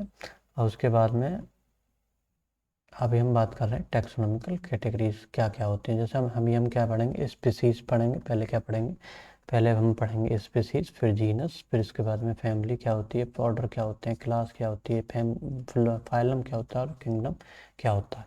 ठीक है। तो अभी इस पे मैं यहाँ पे बता देता हूँ कि देखो हियरार्की में क्या करते हैं वो लोग, यहाँ पे किंगडम के ऊपर भी क्या बना देते हैं, डोमेन। डोमेन यहाँ पे बना देते हैं, डोमेन। और उसके ऊपर क्या हम तुम लाइफ भी लिख सकते हो क्या। देखो इसके बाद बताता हूँ, पहले क्या लाइफ फाउंड का कोई भी तुम्हें चीज़ मिली तो उसको क्या करेंगे, लिविंग है या नॉन लिविंग है ये डिसाइड करोगे ना यहाँ पे। ठीक है, उसके बाद में किंगडम में देखो, डोमेन में क्या करते थे, प्रोकैरियोट है या यूकैरियोट है ये चीज़ को डिसाइड करते थे पहले, लेकिन डोमेन वोमेन इतना इंपॉर्टेंट नहीं है। ये 7 कैटेगरी है, यही एनसीईआरटी में दे रखे हैं, ये इंपॉर्टेंट है क्योंकि किंगडम में भी प्रोकैरियोट्स का किंगडम अलग है, मोनेरा, तो वो किंगडम में भी आ ही जाता है, तो उसको अलग लिखने की इतनी कोई ज़रूरत नहीं है, लेकिन कहीं कहीं पे डोमेन तुम्हें पा जाएगा, तो डोमेन क्या है वो मैंने तुम्हें बता दिया अभी, है ना, ताकि तुम कंफ्यूज ना हो जाओ कि डोमेन क्या, भाई डोमेन तो कुछ बताया नहीं था। तो ठीक है, तो अब हम पढ़ेंगे अगली चीज़ क्या, कैटेगरीज। कैटेगरीज में क्या है, परिभाषा, देखो परिभाषा पढ़नी है, 3-4 डेफिनेशन है, बाकी की डेफिनेशन एक जैसी आती चले जाएंगे। क्या क्या देखो, स्पीसीज के बारे में क्या है, species taxonomical group, taxonomical studies consider a group of individual organism with fundamental similarities, यानी कि group of individual, individual important क्या, इंडिविजुअल, इंडिविजुअल मतलब एक एक जैसे ऑर्गेनिजम्स, है ना, ऑर्गेनिजम्स, एक ही ऑर्गेनिज्म, एक जैसे एक एक ऑर्गेनिजम्स, है ना, तो फंडामेंटल सिमिलरिटीज जिनमें होंगी, बहुत सारी सिमिलरिटीज जिनमें होंगी, उनको क्या करेंगे हम, टेक्सोनोमिकल जो कैटेगरी है उसको क्या कहेंगे, स्पीसीज, है ना। One should be able to distinguish one species from other closely related species based on distinct morphological character। हम एक स्पीसीज से दूसरे स्पीसीज के में डिफरेंट बता सकते हैं, डिफरेंस डिस्टिंग्विश कर सकते हैं कि ये अलग स्पीसीज है, इस अलग स्पीसीज है, जो कि उसके मॉर्फोलॉजिकल करेक्टर्स हमें दिख रहे होंगे। ठीक है, तो अब देखो इसमें क्या है, ये डेफिनेशन ऐसी आती चली जाएंगी कि क्लोजली रिलेटेड स्पीसीज को कहाँ रखते हैं, जो कि जिनके करेक्टर मोर कॉमन हो जाते हैं उन्हें क्या बोलेंगे, जीनस। जीनस में क्या, जैसे पटेटो और ब्रिंजल क्या दो डिफरेंट स्पीसीज हैं, लेकिन जो वो किसको बिलोंग करती हैं, पर्टिकुलर एक स्पीसीज को जिसका नाम है Solanum, Solanum genus, sorry genus, एक जीनस को बिलोंग करते हैं। पटेटो और ब्रिंजल दोनों अलग अलग प्रकार के प्लांट हैं, अलग अलग स्पीसीज हैं, लेकिन वो एक पर्टिकुलर जीनस को बिलोंग करते हैं, सोलेनम को। ये एनसीईआरटी में दे रखा है एग्जाम्पल, है ना। तो देखो अभी क्या है, ऐसे ऐसी एक स्पीसीज के ग्रुप को क्या बोलते हैं, जीनस, और जीनस के ग्रुप को हम क्या बोलेंगे, जैसे हमने यहाँ पे पढ़ा था, देखो यहाँ पे जैसे हमें पढ़ा था कि जीनस के ग्रुप को, स्पीसीज के ग्रुप को हम क्या बोल रहे थे, जीनस। अब ये जीनस के पूरे ग्रुप को क्या बोलेंगे, ये जीनस का जो ग्रुप होगा उसको क्या बोलेंगे, फैमिली, और फैमिलीज के पूरे ग्रुप को क्या बोलेंगे, ऑर्डर, और ऑर्डर के ग्रुप क्लोजली रिलेटेड ऑर्डर, है ना, ऐसा लिखेंगे, क्लोजली रिलेटेड ऑर्डर्स को क्या बोलेंगे हम, फैमिली। क्लास में, क्लास के अंडर रखेंगे, क्लोजली रिलेटेड क्लास को हम क्या रखेंगे, फाइलम के अंडर, और क्लोजली रिलेटेड फाइलम को हम क्या रखेंगे, किंगडम के अंदर। ये सब चीज़ें ऐसे ही सेम टू सेम चिपकाते चले जाएंगे डेफिनेशन में। यहाँ पे लिखी हुई रखूँगी मैंने डेफिनेशन, देखो फैमिली, क्लोजली रिलेटेड जीनस को हम क्या करेंगे, जिसमें बहुत कम डिसिमिलरिटीज होंगी, तो उसे एज कम्पेयर टू, देखो हाँ इम्पोर्टेंट बात, आगे भी इसके बारे में याद बात करेंगे, जो जो लेस सिमिलरिटीज और इसके बारे में बात करेंगे, आगे करेंगे, अभी थोड़ा मेन टॉप नोट मैंने लिखवा रखा है, वो बात करेंगे। Families are characterise on the basis of vegetative and reproductive features, जो रिप्रोडक्टिव और वेजिटेटिव फीचर्स होते हैं उसके आधार पर हम फैमिलीज को डिफरेंट को अलग अलग बांट सकते हैं, ये एनसीईआरटी में लिख रखी थी। ऑर्डर क्या होता है, मतलब बहुत सारे जो क्लोजली रिलेटेड फैमिलीज होते हैं उनको हम किस में रखेंगे, हायर कैटेगरीज में, जिसका नाम है ऑर्डर, जो एक कैटेगरी। तो ऐसे ही एग्जांपल दे रखा है, ए एनसीईआरटी में एग्जांपल दे रखा है, फैमिली, प्लांट फैमिली, क्लुमलेसी ये एक फैमिली है, सोलोनेसी एक फैमिली है, जो कि एक ऑर्डर में आती है जिसका नाम है पॉलीमेनियल, है ना, जो कि बेस्ड है किस पे, फ्लोरल और रिप्रोडक्टिव एंड सेक्सुअल करेक्टर्स पे बेस्ड है, यानी कि नेचुरल क्लासिफिकेशन यहाँ पे किया हुआ है ना। नेचुरल क्लासिफिकेशन में तो ये सब चीज़ें यूज़ करते थे हम। तो उसके बाद में क्लास में क्या है, लेस क्लोजली रिलेटेड ऑर्डर्स को हम क्या बोलेंगे, क्लास, और क्लास डिवीजन, ऐसे एक क्लोज रिलेटेड डिवीजन को क्या, किसके हायर कैटेगरी, कौन सी हायर कैटेगरीज में रख देंगे, किंगडम में। तो यहाँ पे क्लोज रिलेटेड डिवीजन लिख लेना है, यहाँ पे क्लास नहीं है, डिवीजन, ओके, है ना। ओके, तो 7 मेन कैटेगरीज हैं। अब इसमें देखो, इसमें क्या, कई बहुत बार इसने इसका ऑर्डर पूछा हुआ है, kingdom phylum, class, order, family, genus और स्पीसीज। इसका ऑर्डर ध्यान कर रखने के लिए एक ट्रिक मैं तुम्हें बता देता हूँ। देखो, सबसे ऊपर किंगडम होता है, ये तो सबको पता होता है, और सबसे नीचे जीनस होता है, स्पीसीज होती है, सबको पता ही होता है ये तो। ये सबको वो देखो, ये 1 नंबर और ये 7 नंबर, ये सबको पता ही होता है, ठीक है। उसके बाद में स्पीसीज के ऊपर जीनस होता है, ये भी पता ही होता है, ठीक है। ये आपको याद हो ही जाएगा, अगर भी आपको नहीं पता है तो ये आपको याद हो जाएगा, इसकी कोई कन्फ्यूजन नहीं। सबसे पता कन्फ्यूजन आता है यहाँ पे इन तीनों के बीच में, क्लास, ऑर्डर और फैमिली। क्लास, ऑर्डर और फैमिली, इसको याद रखना कॉफ़ी की वजह से। जैसे कॉफ़ी नहीं होती, COF, कॉफ़ी, COFFE, कॉफ़ी। तो ऐसे ही कॉफ़ी के आधार पे याद रखना। जैसे पहले सबसे ऊपर किंगडम होगा, फिर उसके बाद में क्या होगा, फाइलम। ये भी पता होता है, किंगडम होता है फिर फाइलम होता है, फिर या फिर class, order, family, coffee, class, order, family, उसके बाद में जीनस और फिर स्पीसीज आएगी। ये 7 चीज़ें तुम्हें याद हो जाएंगी, इसी के आधार पे याद रखना। तो आपको याद रखने में थोड़ी सी आसानी रहेगी। और ये वाला जो ऑर्डर है ना, कई बार पूछा भी गया है, ऐसा नहीं है कि छोटा क्वेश्चन कभी नहीं पूछा जाता, कई बार पूछा गया नीट में, तो ये चीज़ याद रखेंगे। तो हम पढ़ रहे थे, क्या पढ़ रहे थे, नीचे देखते हैं।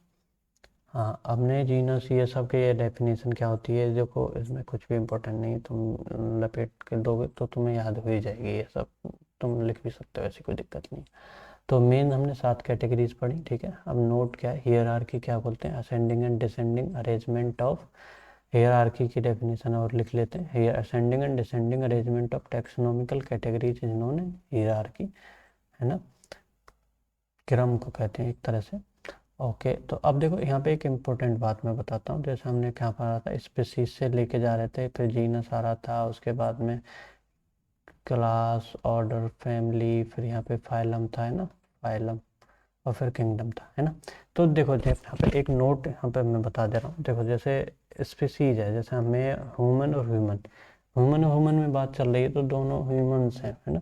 तो हम दो ह्यूमंस हैं, दो चीज़ है ना, ह्यूमंस में क्या हो, एक ही स्पीसीज है तो बहुत सारे ज़्यादा, बहुत ही ज़्यादा हमारे करेक्टर जो होंगे सिमिलर होंगे। मैं एक एक बंदा मैं हूँ और एक और बंदा जो भी ह्यूमन है, मतलब सेम स्पीसीज के हैं, तो मतलब हमारे 100% हमारे क्या मिलेंगे, करेक्टर्स जो होंगे, जो प्रॉपर्टीज करेक्टर्स जो होंगे वो मिलेंगे। लेकिन हम जैसे किंगडम आगे आगे सबसे एंड में किंगडम में पहुँचे, जैसे किंगडम हम और यूकैरियोट में, सिंगल सेल यूकैरियोट कोई भी उठा लो, तो उनमें डिफरेंट होगा। जैसे कोई भी सिंगल सेल यूकैरियोट और मैं हूँ, उनमें हम में और उनमें कितना अंतर है ना, सिंगल सेल बैक्टीरिया जो भी है, मतलब यूकैरियोट होना चाहिए उसमें, क्योंकि हम प्रोकैरियोट का अलग किंगडम हो जाएगा।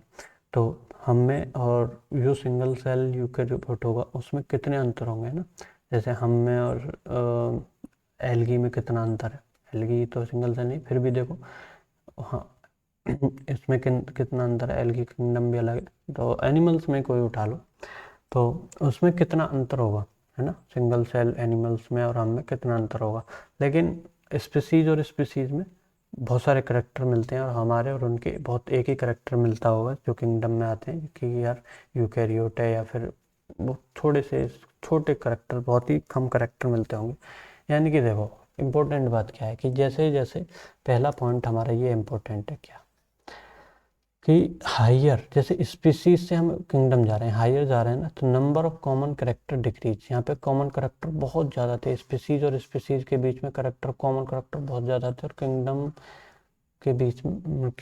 के बीच में करेक्टर कम होते हैं। जैसे फंजाई और एल्गी के बीच में, कोई भी एक फंजाई उठा लो, कोई भी एक एल्गी उठा लो, उसके बीच में बहुत ही ना के बराबर वो होगा, क्योंकि ये यूकैरियोट, फंजाई भी यूकैरियोट होगी और एक एल्गी भी यूकैरियोट होगी, यही सिर्फ और सिर्फ एक करेक्टर मिलता होगा, और सब सारे के सारे डिफरेंट होंगे। मतलब बहुत कम करेक्टर, कम होते जाते हैं जो करेक्टर मिलते हैं, है ना। लेकिन स्पीसीज में बहुत सारे, सब बहुत कम, 100% मिलते हैं। जैसे जीनस और जीनस में कम करेक्टर मिलते हैं, लेकिन मिलते हैं। उसके बाद में फैमिलीज में करेक्टर मिलते हैं, जो भी एक ही ऑर्डर की फैमिली होंगी। यह ध्यान रखना, इतनी के ऑर्डर के एक फैमिली किसी और प्लांट वाले के लिए है, एक एनिमल के लिए है ना, ऐसा नहीं, ऑर्डर एक ही होना चाहिए। ऐसे ही। तो जीनस जीनस की स्पीशीज में स्पीशीज में ज़्यादा करेक्टर मिलते होंगे, ऐसे ही मतलब ऊपर की तरफ जाएंगे। मेन मोटिव क्या है, ऊपर की तरफ जाएंगे तो करेक्टर कॉमन करेक्टर डिक्रीज होते हैं। ये क्वेश्चन बहुत बार पूछा गया। यानी कि higher the taxa lower the lower the देखो लोअर द टैक्सा, जगह कि जितने नीचे होंगे हम करेक्टर्स जो होंगे मेंबर्स के बीच में ज़्यादा शेयर होंगे। और जो हायर द कैटेगरी मतलब ज़्यादा ऊपर या कैटेगरी या टैक्सा, तो relationship difficult to determine the relationship, क्योंकि उनके बीच में करेक्टर्स बहुत ज़्यादा कम कॉमन हो जाएंगे। कॉमन करेक्टर ऊपर जाने पे घट जाते हैं। ये इंपॉर्टेंट बात है। और एक और इम्पोर्टेंट बात क्या है, स्पीसीज क्या है, स्मॉलेस्ट कैस्ट्रोनॉमिकल कैटेगरी है क्योंकि सबसे नीचे आती है। और बेसिक यूनिट ऑफ क्लासिफिकेशन है ना, सबसे बेस है ये स्पीसीज। तो तुम्हें लिखनी पड़ेगी ना उसकी, मतलब बेस है, जैसे कहते हैं ना ईंट है, किसी भी घर की ईंट है स्पीसीज, है ना, बेसिक यूनिट है क्लासिफिकेशन की। स्पीसीज तो लिखनी पड़ेगी। ओके, तो अब हम बात करते हैं टेक्सोनॉमिकल एड। टेक्सोनॉमिकल एड्स होता क्या है, देखो टेक्सोनॉमिकल एड कुछ नहीं होता कि चीज़ों को हम सॉरी ओके, तो टेक्सोनॉमिकल एड क्या होता है, देखो हाँ, टेक्सोनॉमिकल एड होता है हम जैसे बहुत सारे हर्बेरियम पढ़ेंगे और जूलॉजिकल पार्क पढ़ेंगे, ये सारी चीज़ों को यूज़ हम करेंगे। जो हमने चीज़ें क्लासिफाई करी किसी को स्टोर करने में, किसी टेक्निक को इंफॉर्मेशन को स्टोर करने में, या फिर किसी प्रोसीजर को टेक्निक का यूज़ करके हम चीज़ों को स्टोर करेंगे। जो भी इंफॉर्मेशन हमने प्राप्त की है, या फिर इंफॉर्मेशन चीज़ें निकालेंगे और भी इंफॉर्मेशन निकालेंगे और इंफॉर्मेशन जो है उसे स्टोर करेंगे, इन सब चीज़ों के जरिए, टेक्सोनॉमिकल एड्स के जरिए, है ना। तो टेक्सोनॉमिकल एड अभी पढ़ेंगे। तो देखो टेक्सोनॉमिकल एड के बारे में हम बात कर रहे थे। बायोलॉजिस्ट ने क्या किया था, बहुत सारे प्रोसीजर बनाए थे, टेक्निक बनाई थी, जिससे हम जो भी इंफॉर्मेशन है जो भी उसको प्रिजर्व कर सकें। और जो भी स्पेसिमेन हमने जो लिए हैं, जो भी मतलब नई चीज़ें डिस्कवर की हैं, उनको स्पेसिमेन तैयार किए ताकि ये जो बंदे हैं उनको इजीली प्राप्त हो सकें, इजीली स्टडी कर सकें, ये सारी चीज़ों के बारे में। तो ये देखो बायोलॉजिस्ट ने कुछ प्रोसीजर या टेक्निक बनाई है चीज़ों को, इन्फॉर्मेशन को स्टोर करने के लिए, ठीक है। अब हम बात करते हैं पहला टेक्सोनॉमिकल एड क्या है। एड क्या मतलब, पहला टेक्सोनॉमिकल एड क्या है, हर्बेरियम। हर्बेरियम बनाया गया है जो कि स्टोर हाउस होता है किसका, कलेक्शन, यानी कि स्टोर हाउस, सॉरी हाँ, अरे यार ऊपर हो जाए भाई, एक तो ये जो है ना, अरे अब नीचे हो गया, सॉरी। देखो हर्बेरियम क्या है, store house of the collected plant specimen that are dried and preserved on seat.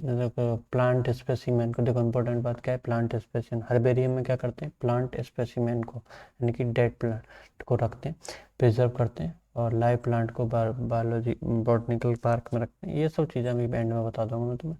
देखो कलेक्ट प्लांट स्पेसिमेन को रखते हैं। और हर्बेरियम सीट का साइज़ क्या होता है, ये 2-3 बार पूछा गया, कुछ ध्यान रखना कि हर्बेरियम सीट का साइज़ क्या होता है, 11.5 गुणा 16.5 इंच।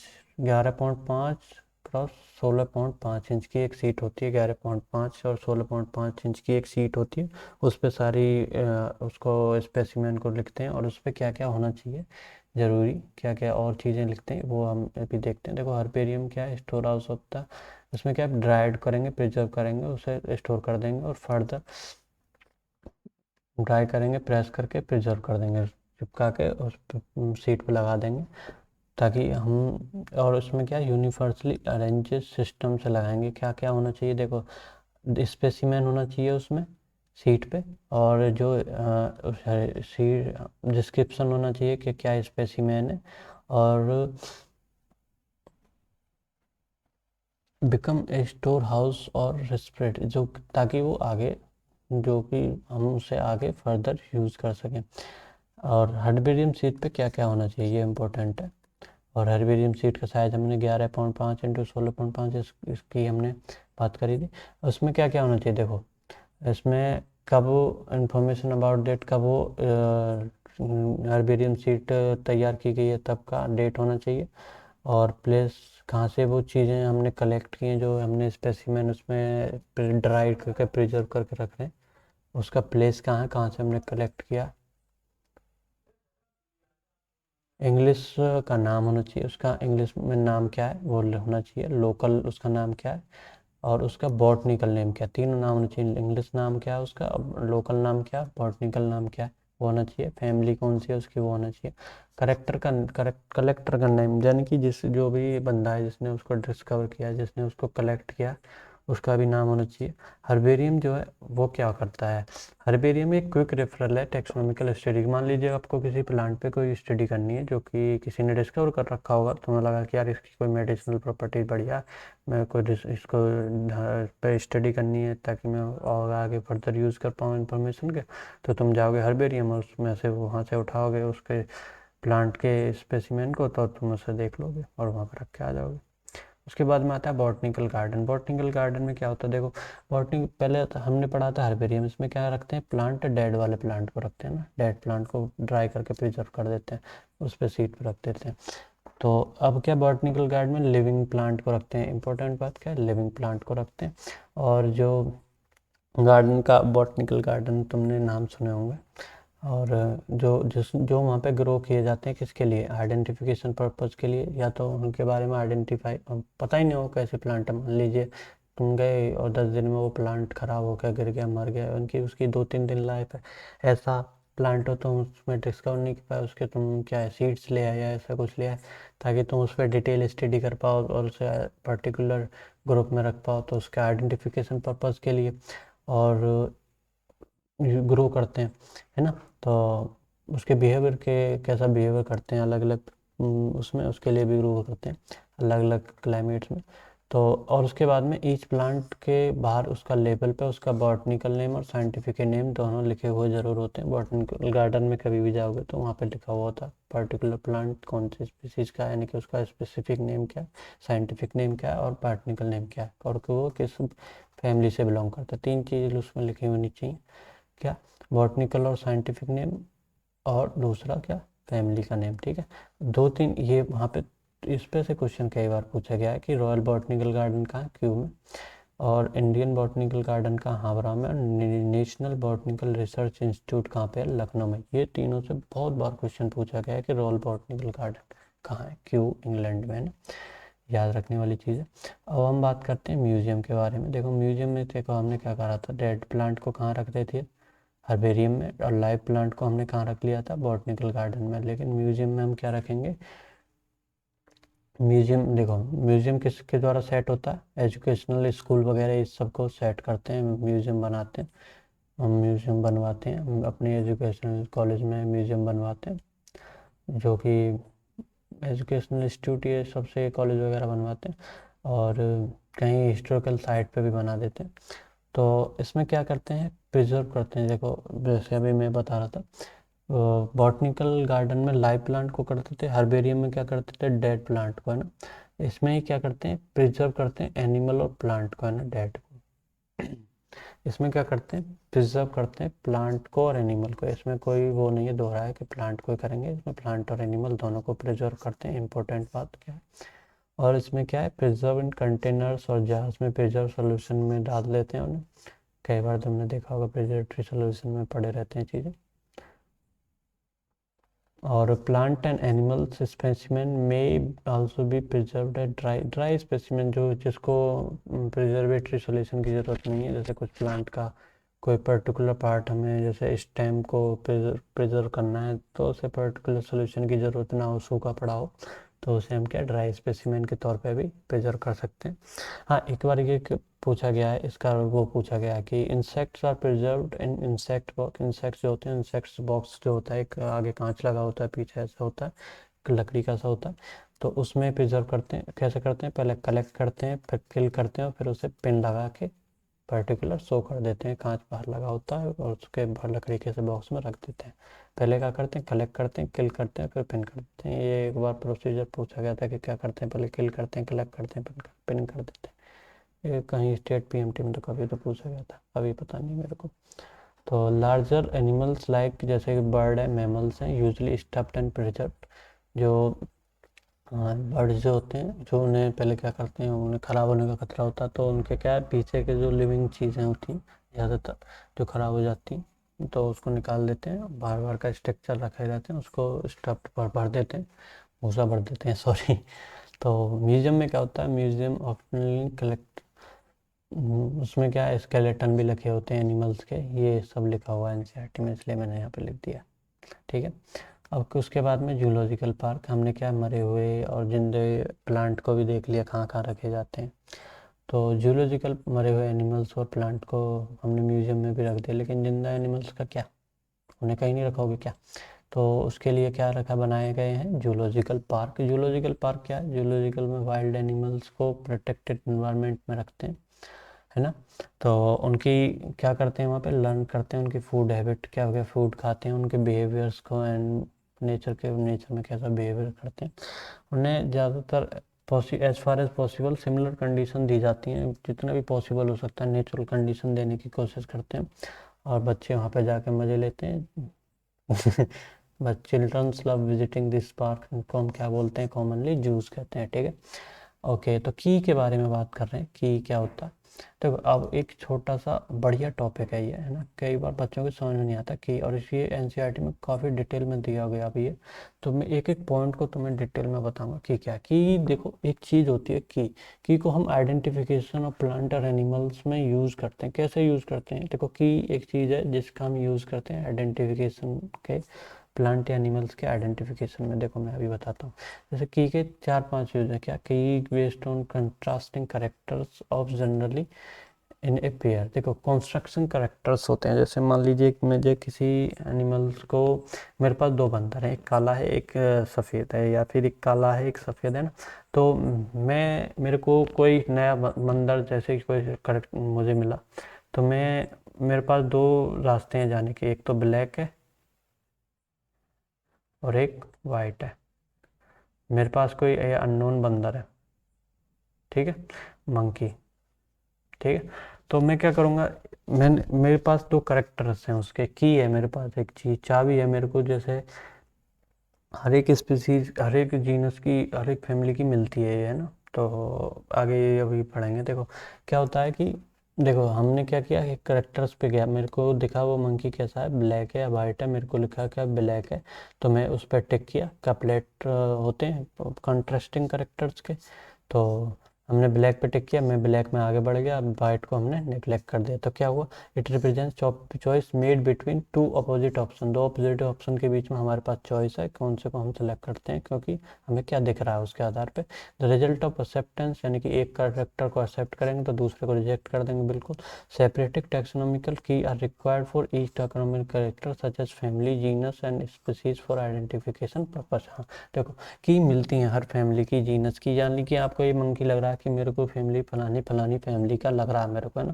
मंकी भी बहुत प्रकार के होते हैं, है ना। तो और वाइल्ड मंकी देखे होंगे ना आपने, मतलब कुत्ते, कुत्ते देखे होंगे, कुत्ते कितने प्रकार के हैं।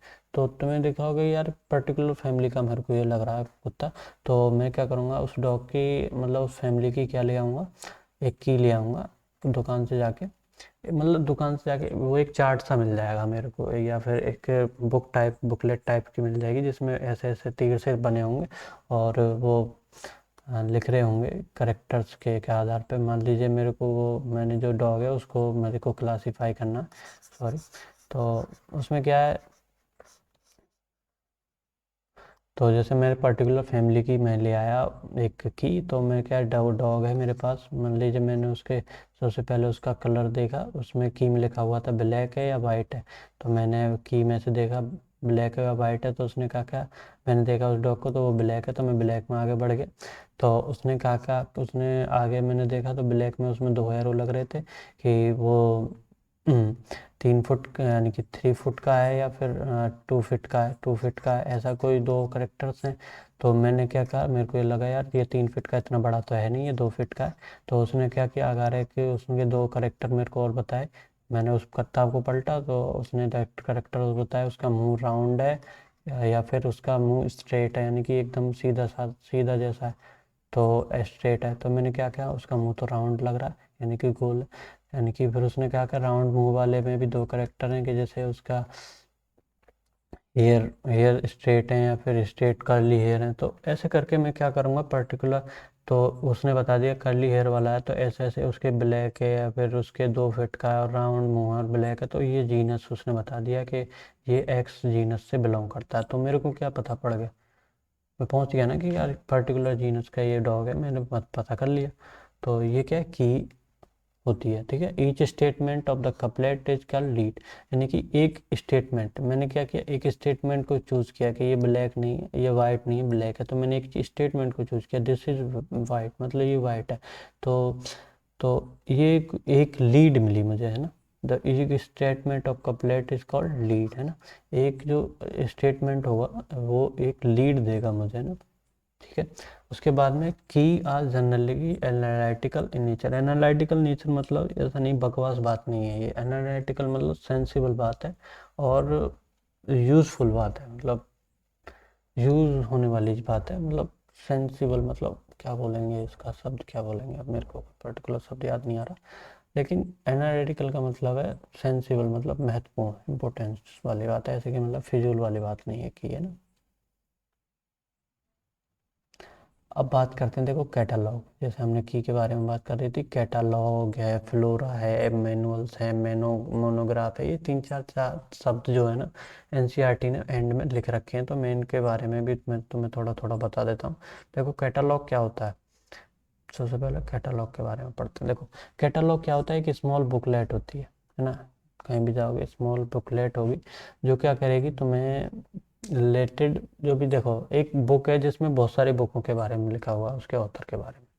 मान लीजिए तुम्हें वायरस के बारे में आज पढ़ना है, वायरस पर्टिकुलर एक्स वायरस के बारे में कुछ पढ़ना है, तो तुम उस वायरस का नाम सर्च करोगे उस बुक में, तुम्हें दिख जाएगा कि यार इस वायरस के ऊपर एक पर्टिकुलर ऑथर ने बहुत बढ़िया किताब लिख रखी। तो तुम्हें किसी भी टॉपिक के ऊपर कोई किताब चाहिए तो तुम कैटालॉग लो और देखो उसमें कौन से ऑथर ने इसके ऊपर कोई किताब लिख रखी है, तो तुम उससे पढ़ सकते हो। तो कैटालॉग क्या है, एक किताब है जिसमें बहुत सारी किताबें के नाम और ऑथर के नाम और उनके पब्लिकेशन के नाम लिखे हुए हैं। कैटालॉग यही चीज़ है।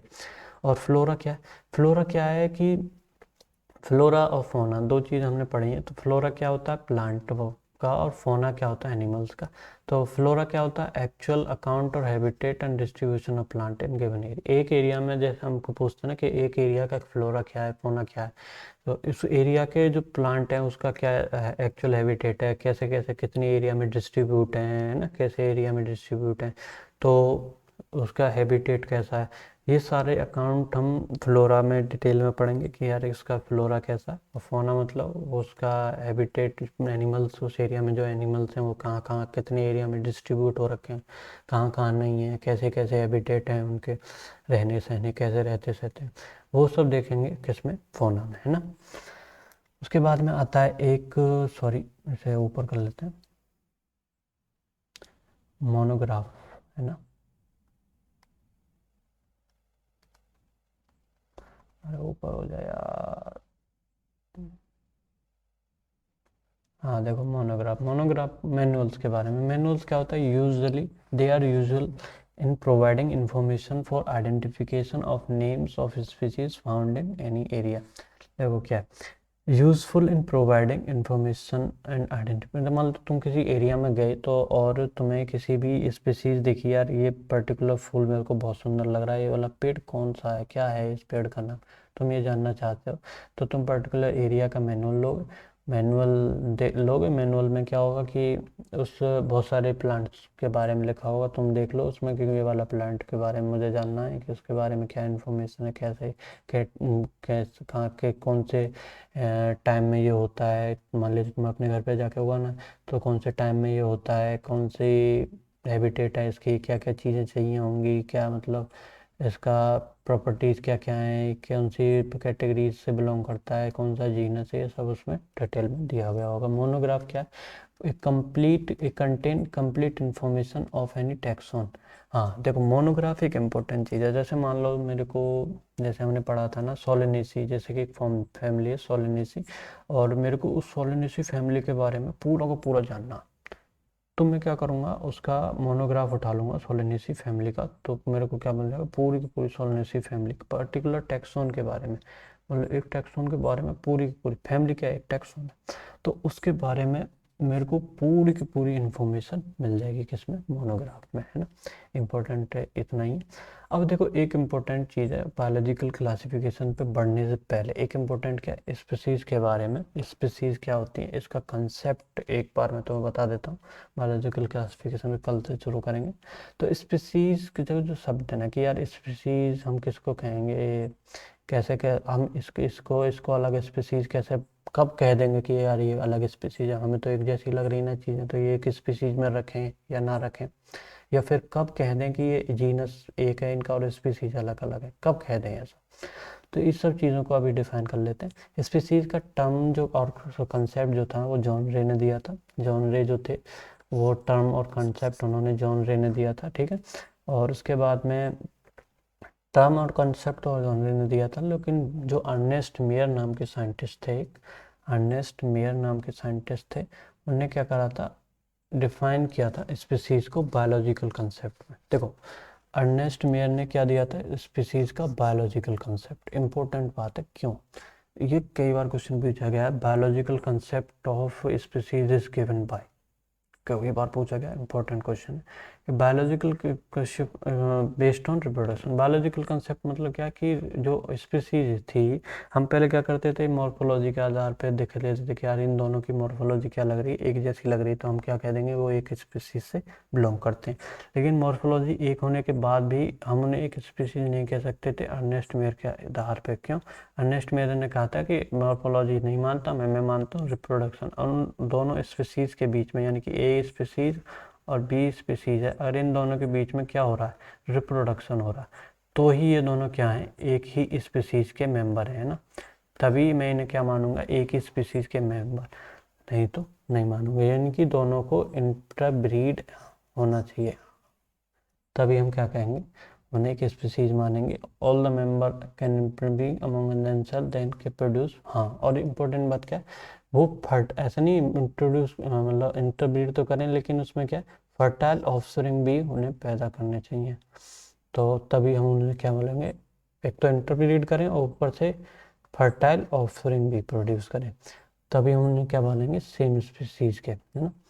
तो रिप्रोडक्शन का यूज किया है, यानी कि biological concept based on reproduction, ठीक है। अर्नेस्ट मेयर ने इसका यूज किया था, लेकिन अर्नेस्ट मेयर क्या, ये बातें अधूरी रह जाती हैं, क्यों, जैसे कुछ में देखते हैं अर्नेस्ट मेयर की ये बातें बेतुकी सी लगती हैं। कब लगती हैं कि देखो अर्नेस्ट मेयर की बातें इनकम्प्लीट है, क्योंकि देखो बहुत से में तो क्या नहीं होता, ओनली असेक्सुअल मोड होता है, बहुत से में क्या होता है, ओनली सेक्सुअल मोड होता है, जैसे बैक्टीरिया में बहुत सारे में, माइकोप्लाज्मा में, ब्लू ग्रीन एल्गी बीजीए, ये भी एक प्रकार का बैक्टीरिया ही, एल्गी नहीं, ये आगे पढ़ेंगे समझ जाओगे तुम क्यों। तो इन तीनों में क्या होता है, सेक्सुअल रिप्रोडक्शन तो होता ही नहीं है बैक्टीरिया में, कुछ बैक्टीरिया, तो देखो तो इसमें क्या कहेंगे, सेक्सुअल रिप्रोडक्शन कई में क्या बोलते हैं, ट्रांसडक्शन हो जाता है बैक्टीरिया में, वो सब बाद में पढ़ेंगे, नॉर्मल बात कर रहे हैं अभी हम यहाँ पे, बैक्टीरिया, माइकोप्लाज्मा, बीजीए। तो इनमें क्या होता है, एसेक्सुअल रिप्रोडक्शन होता है, क्या ये इनकी तो फिर तुम स्पीसीज ही डिफाइन नहीं कर पाओगे, क्योंकि तुम तो कह रहे हो सेक्सुअल रिप्रोडक्शन ही होना चाहिए ना, क्योंकि इनमें तो मेल फीमेल कोई होता नहीं है ना, और कोई गैमीट नहीं बनते। एसेक्सुअल रिप्रोडक्शन क्या होता है, मेल फीमेल कुछ नहीं होता, उसमें गैमीट्स नहीं बनते, गैमीट्स से जायगोट नहीं बनता, ये सब सेक्सुअल रिप्रोडक्शन होता है, सेक्सुअल में ऐसा कुछ होता नहीं है ना। तो ये सब क्या है, इसमें नहीं होता, तो इसको हम डिफाइन नहीं कर पाएंगे, ये तो गलत हो गया, फिर अर्नेस्ट मेयर की बात तो यहाँ तय ही नहीं हो पाई। और उसके बाद में जैसे ह्यूमंस की भी बात करें, या ह्यूमंस में भी क्या होता है, इनफर्टाइल कपल्स होते हैं जिनमें फर्टिलिटी नहीं होती, तो वो भी फर्टाइल मतलब ऑफस्प्रिंग नहीं पैदा कर पाते, तो क्या हम उन्हें सेम स्पीसीज के नहीं मानेंगे ना, क्यों नहीं मानेंगे क्या। तो ये सब बातें बेतुकी थी अर्नेस्ट मेयर की। और एक बात क्या है, the main character in determining any species in is interbreeding, but the character is not used in taxonomy, sorry, तो ये यूज़ नहीं करते, अब तो तुम्हें पता ही चल गया होगा क्यों नहीं करते। तो taxonomy determine mainly based on morphological character, mainly morphological characters पे ही बेस्ड होती है आजकल ज़्यादातर टैक्सोनॉमी, जो कि नेचुरल क्लासिफिकेशन में पढ़ते हैं। तो देखो अब क्या ये हो गया हमारा कंप्लीट। हाँ देखो अब हमारा ये जो चैप्टर है ये सारा ज़्यादातर कंप्लीट है। एनसीईआरटी की अलग क्लास हम लेंगे। देखो एनसीईआरटी जब पढ़ेंगे ना, जो जो भी जैसे मैं चैप्टर पढ़ा रहा हूँ ये सब नीट के बेस्ड पे, नीट में जितना भी आता है, जितना भी जैसा भी आया है आज तक, या जितने भी बार मैं 25 ईयर के क्वेश्चन भी कर रहा हूँ, तो जैसा भी मेरे को लग रहा है ना कि यार आया है, मैं बहुत सारे नोट्स पढ़ रहा हूँ, बहुत सारे वो पढ़ रहा हूँ, बहुत सारे क्वेश्चन कर रहा हूँ, तो जो कभी मेरे को लग रहा है कि यार ये सब इम्पोर्टेंट, मैं बिल्कुल कायदे में इम्पोर्टेंट टू इम्पोर्टेंट बात ही पढ़ा रहा हूँ, कोई एक्स्ट्रा बिल्कुल नहीं पढ़ा रहा हूँ।